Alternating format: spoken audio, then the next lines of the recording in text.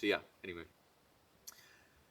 Yeah, just don't get stuck on a fixed mindset of being in one location. Just go and travel. Like the other thing about travel is the worst case scenario, you don't like it and you buy yourself a $500 plane ticket back home, and you're literally back where you started.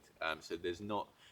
It's often how I try to think about my decisions is what is the worst outcome and how easy is it for me to reverse from this decision.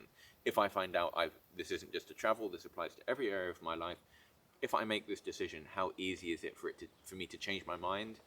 What would I lose, and what position would I be back in?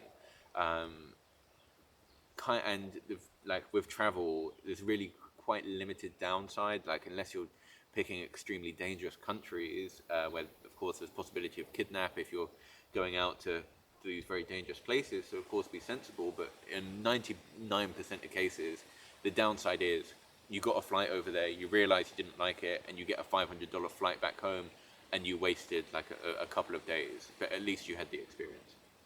So yeah, there's kind of limited downside to what can really go wrong if you go to a country and you don't like it. Move locations based on your current goals.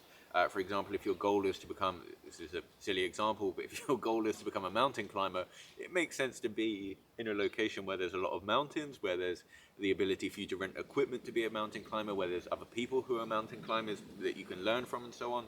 So that's a very, very basic example, but it literally applies to anything else. Like if you're trying to build a particular business, it makes sense to go to a certain place to be around like to have access to the right type of equipment and so on. Like even now when I'm doing like the OnlyFans business, there are requirements that I have before going to a particular country, such as we need very good and very stable Wi-Fi.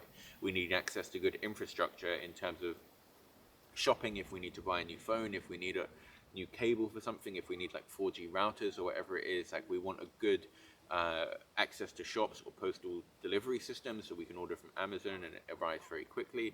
So they're kind of like the things to consider. But yeah, like you can add a huge amount of friction between you and your goals by being in a location that doesn't complement what your goals are. Like this applies to women. Colombia is like a perfect example of that.